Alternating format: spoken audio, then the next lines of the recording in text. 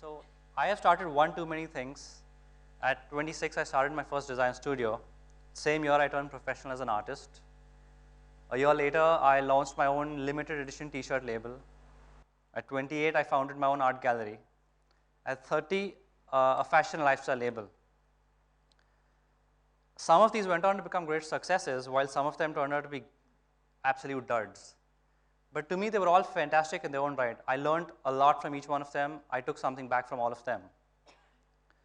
Now, you guys are doing your master's in business, good for you. I did my bachelor's in commerce, not so good for me. I was my first year of college, and I figured this wasn't my cup of tea. I wanted to do something creative. So I joined some part-time diploma course in graphic design, and I started to really enjoy it. So here I'm trying to fiddle around with the computer and graphics and art, and really, really having fun with it. So I figured, screw college. I'm going to do arts. So I started applying to art colleges. I applied to NID, and I get rejected immediately.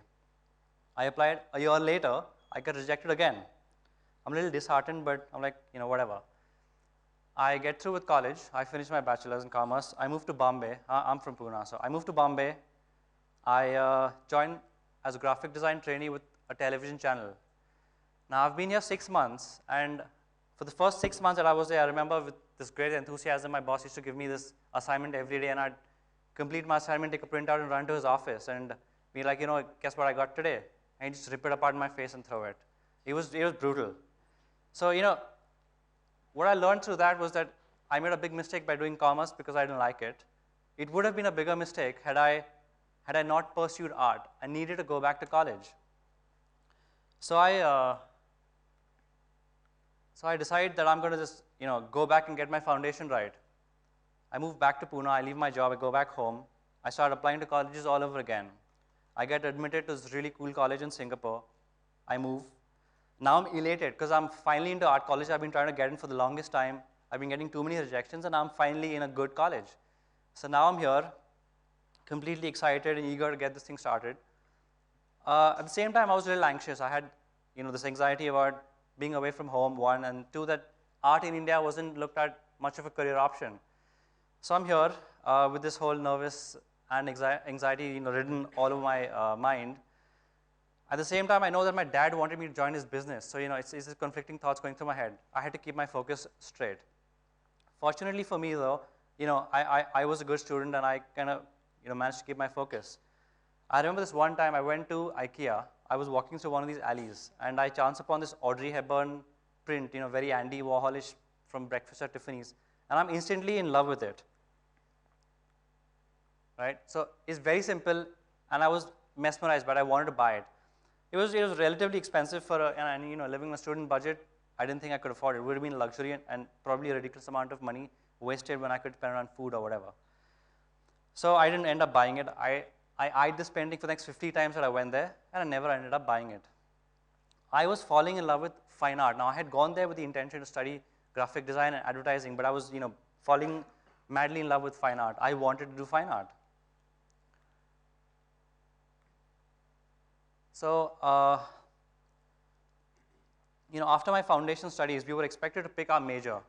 I picked fine art. Now again, I had come here with an intention to study something else.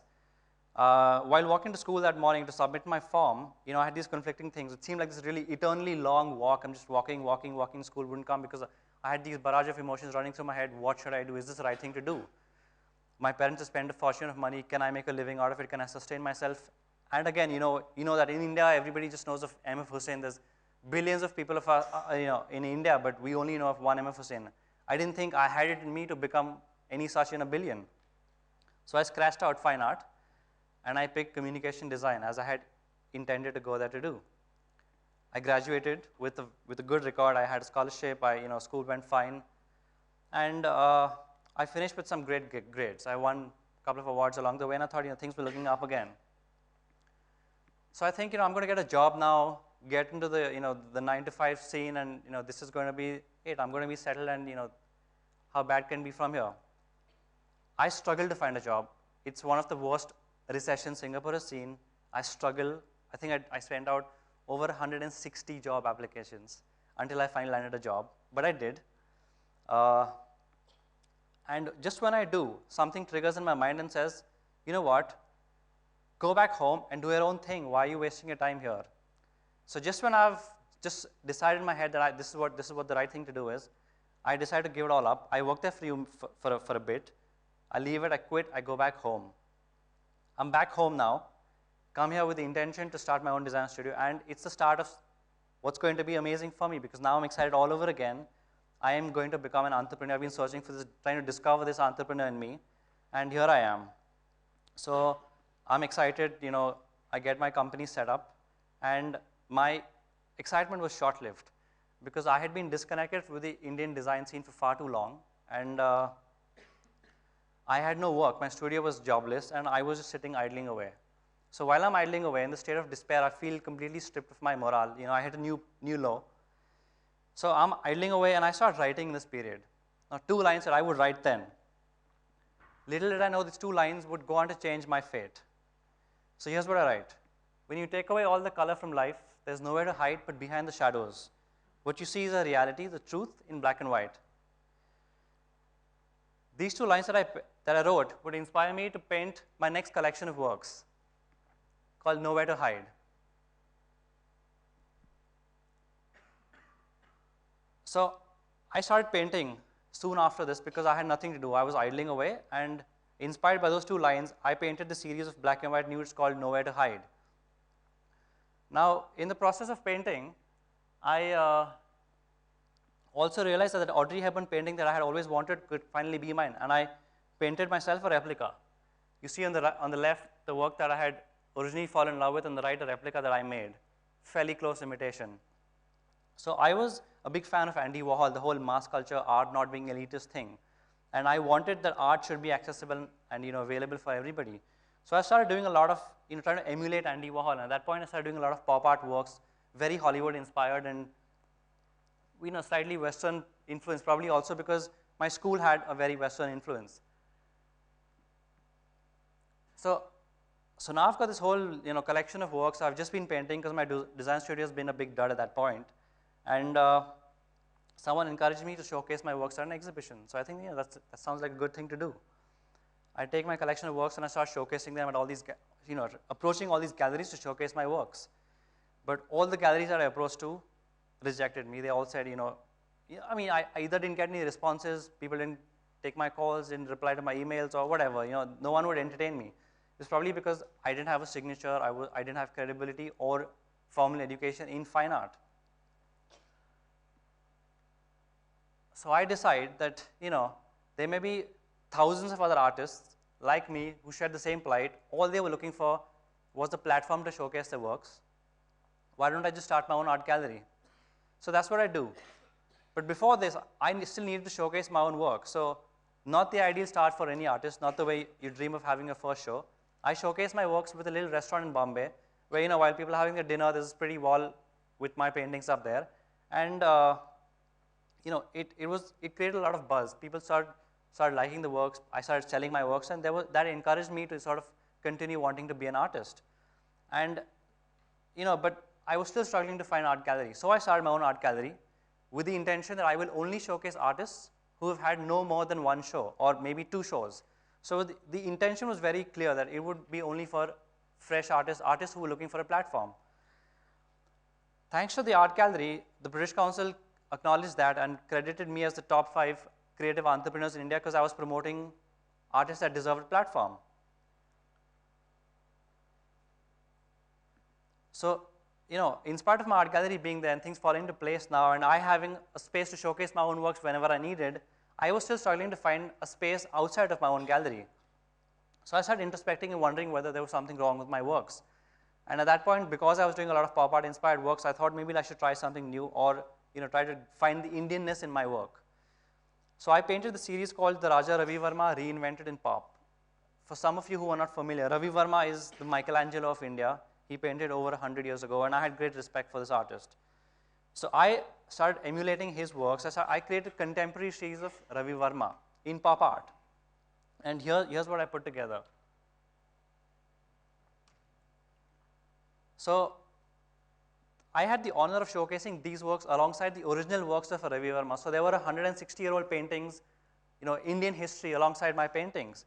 And this was an artist that people had not really heard of. And after this show, people took notice because it was a big deal. This was Indian history being showcased alongside some kid who's just 26 years old. And it was great. It sort of consolidated my art value, so to speak. And from here, things started to look up. I started painting a lot. My design studio fell into place. And this gave me a lot of encouragement to, I knew that because I was starting all these ventures, it was the right thing to do. So here's some works that I did with the Ravi Verma collection. And I'm also going to run through some design works that we did thereafter.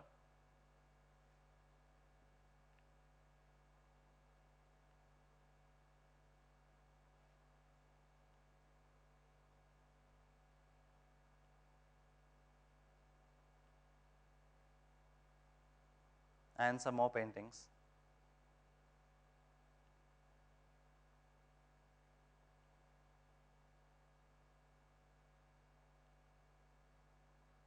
Right, so things that started to look into place and fall into place as an artist and my design studio. My work was starting to get better.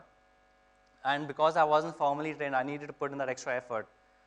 So at this point, I was commissioned to create a work, the brief for which said, you need to create a work that is innovative, that has never been done before. It must be done live. The audience should never have seen anything like this. Also, that you have to create it in sync with the live percussions of Tawfiq Qureshi. I was overwhelmed by the whole concept of it. It was like, oh my God, is that even possible?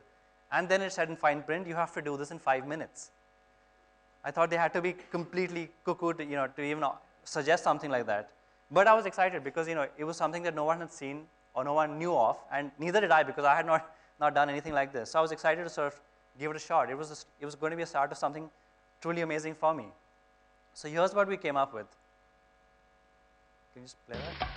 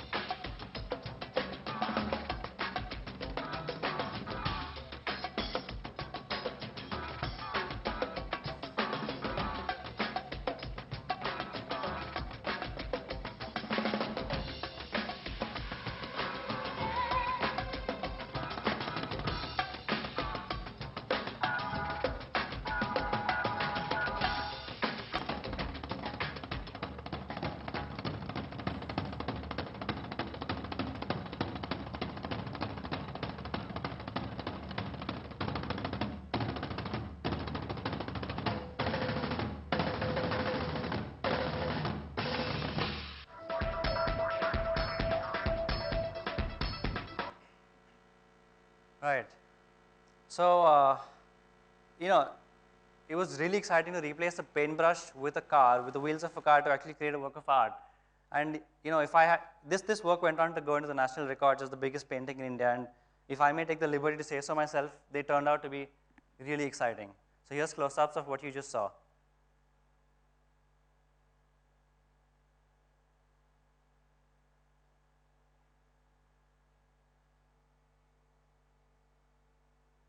So, after this work, I was more excited about doing experimental things. This was the first for me.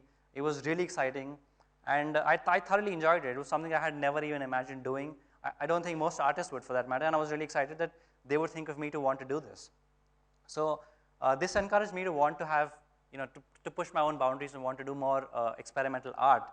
So, after this, I came up with this collection called the Foreskin, which was basically painting on photographs. And it was about skin biases in color, color gender and color, racial discriminations. And it was a series called Foreskin, which was showcased in New York. And I had 4 very, very successful shows over the next few years in New York. So New York had finally taken notice, and I was really hoping that India would now sort of take it to the next level. And now that I was really excited about being this whole experimental artist and constantly innovating with my own self, I knew that every time I create a new work of art, it must be different from what I had previously created. Some of you may be familiar with Steve Jobs' Stanford speech where he talks about connecting the dots backward. I could wholeheartedly relate with that because it was pretty much the same with me where, I was trying to find my own space, connect my own dots. I spent 2008 painting just 12 works, a series called Nirvana, where I was trying to, search for something, and here's me connecting my dots,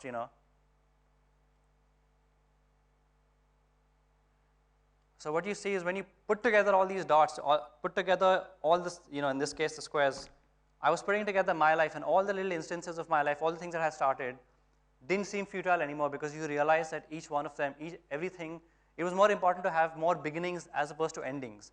And I was just truly excited to be the person that could actually push my own self and create something exciting, not just for myself, but also to the audience that I was going to showcase to. And having done this, I was now in a trance of my own because I was constantly recreating, constantly innovating myself. And now I was hoping to collaborate with other artists. So about a little less than a year ago, I met up with this artist, a fashion designer, in fact.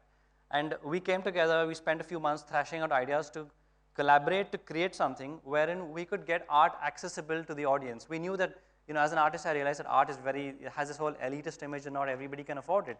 We wanted that everybody could own a piece of this art, and it was a great challenge for us to sort of figure out how to achieve that.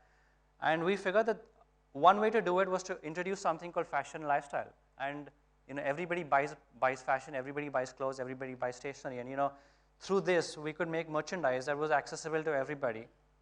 And the biggest challenge though was doing it within limitations of it must be original work, it must not be replicated, it must not be copied, yada yada, and to do it within limited resources. So it was a challenge that we thrived on, and thanks to this challenge, here's what we come up with.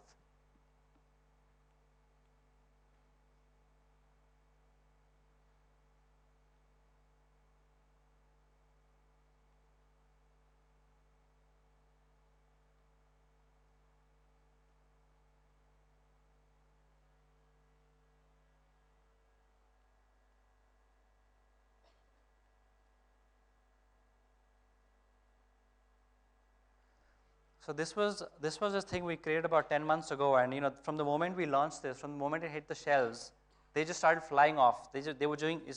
We've been very fortunate to have an overwhelming response with this, and we're available in the finest boutiques in India, at art museums all over the place. What was interesting was that we constantly kept introducing something new. There was something exciting visually. There was something quirky, fun, energetic, vibrant. There was something that people could identify with, and something that excited them. And on that account, I'm going to leave you with this little thought that every day can be a start of something truly fantastic. You just need to take the first step. Thank you.